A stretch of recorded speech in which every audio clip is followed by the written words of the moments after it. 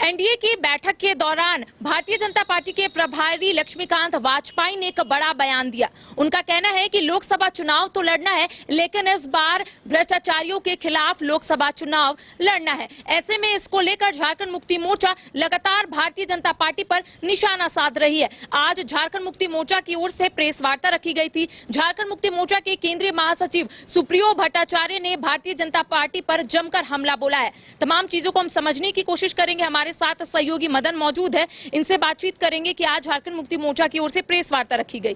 ये कहा गया कि आज जिस तरीके से एनडीए की बैठक जो है बीजेपी कार्यालय में रखी गई थी और बीजेपी के जो प्रभारी है लक्ष्मीकांत वाजपेयी, उन्होंने एक बड़ा बयान दिया। उनका कहना है कि लोकसभा चुनाव तो लड़ना है, लेकिन इस बार भ्रष्टाचारियों के खिलाफ। इसको लेकर जेएमएम लगातार भारतीय जनता पार्टी पर कई आरोप लगा रही है। क्या कुछ संकेत फिलहाल मिल रहा है इसको लेकर? देखिए, अब जो लोकसभा चुनाव है वो काफ़ी नज़दीक आता जा रहा है और ऐसे में तमाम जो राजनीतिक दल है उनके दौरे नेताओं के बढ़ गए हैं, बैठकों का दौर बढ़ चुका है। ऐसे में अब आरोप प्रत्यारोप का दौर भी काफ़ी बढ़ चुका है। आपने कहा कि आज बीजेपी प्रदेश कार्यालय में जो एनडीए की बैठक हुई, इसके बाद जेएमएम की तरफ से प्रेस कॉन्फ्रेंस कर यह जानकारी दी गई। ये इसलिए क्योंकि सीधा आरोप जो बीजेपी के प्रभारी हैं झारखंड के लक्ष्मीकांत वाजपेयी, उन्होंने कहा कि यह चुनाव जो है 2024 का, वो सिर्फ आम मुद्दों पर नहीं बल्कि भ्रष्टाचारियों के खिलाफ भी लड़ा जाएगा। एक मुद्दा भ्रष्टाचार के खिलाफ जो लड़ाई लड़ी जा रही है उसे भी बनाना है। ऐसे में जेएमएम की तरफ से कड़ी प्रतिक्रिया देते हुए ये कहा गया कि बीजेपी सबसे बड़ा भ्रष्टाचारियों का अड्डा है। वो इसलिए क्योंकि जो कोई भी भ्रष्टाचार करके बीजेपी में चले जाते हैं वो सिर्फ धुल जाते हैं और फिर वो अच्छे हो जाते हैं। चाहे वो कई बड़े 1000 करोड़ के घोटाले के आरोप में क्यों ना हो, अगर वो बीजेपी का दामन थाम लेते हैं तो वो सही हो जाते हैं। वॉशिंग मशीन उनके पास है जिसमें सभी दाग धुल जाते हैं। वहीं अगर आप देखिए तो आज कांग्रेस के प्रदेश अध्यक्ष जो राजेश ठाकुर हैं वो दिल्ली से रांची लौटते हैं। इस बीच वो कई नेताओं का जो है अपने पार्टी में शामिल कराते हैं। खासकर जो महत्वपूर्ण चेहरा है वो रामटहल चौधरी और जेपी पटेल है, जो कि बीजेपी से कांग्रेस का दामन थामे बीजेपी को छोड़कर, और अब कांग्रेस का उम्मीदवार भी हजारीबाग से बनाया गया। वहीं दूसरी तरफ जो पूर्व में बीजेपी के सांसद रह चुके हैं रामटहल चौधरी, वो अब कांग्रेस का दामन थामे हैं। हालांकि वेटिंग फॉर एक तरह से कहें टिकट के लिए जो है उन्हें रखा गया है। रांची से क्या रामटहल चौधरी को उम्मीदवार बनाया जाता है। वहीं दूसरी तरफ जो अब लड़ाई धनबाद सीट को लेकर के, धनबाद में जो बीजेपी ने ढुल्लू महतो को उम्मीदवार बनाया है और उसके बाद सरयू राय के जो आरोप है और उसके बाद जो कांग्रेस से समर्थन की मांग है, इन तमाम विषयों की बातचीत हमने किया, जानकारी लेने की कोशिश की कि आखिर उनका क्या राय है। तो उन्होंने साफ तौर पर कहा कि जो कांग्रेस के अब तक उम्मीदवारों के नाम की घोषणा नहीं हुई है, वो जैसे जैसे चुनाव की प्रक्रिया नज़दीक आएगी, जिस फेज में चुनाव होगा वैसे वैसे उम्मीदवारों के नाम की घोषणा हो जाएगी।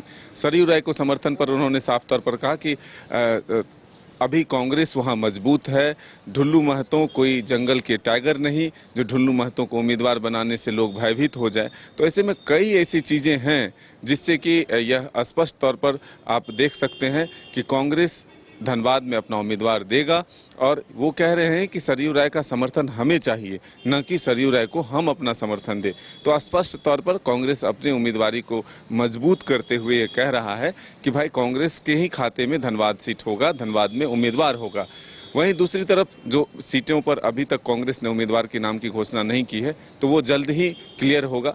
अब ये तमाम जो एक तरह से कहें विपक्षी गुट है वो एक साथ मिलकर आने वाले चुनाव में बीजेपी को किसी भी तरह से परास्त करने की कोशिश में है और इसीलिए वो कह रही है कि 14 के 14 सीटों पर जो है जीत कैसे हासिल हो, इसको लेकर के रणनीति बनाया जाएगा। लेकिन सवाल तो ये उठ रहा है ना कि आखिर इंडिया गठबंधन का पेच कहां फंस रहा है।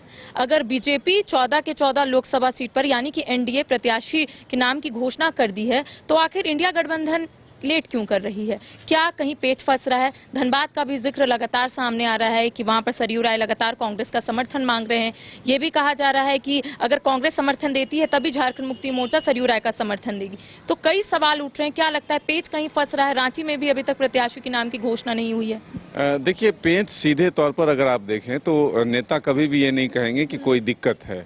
अगर आप उनसे बात करेंगे तो वो कहेंगे कि हम उचित समय पर अपने प्रत्याशियों के नाम की घोषणा करेंगे।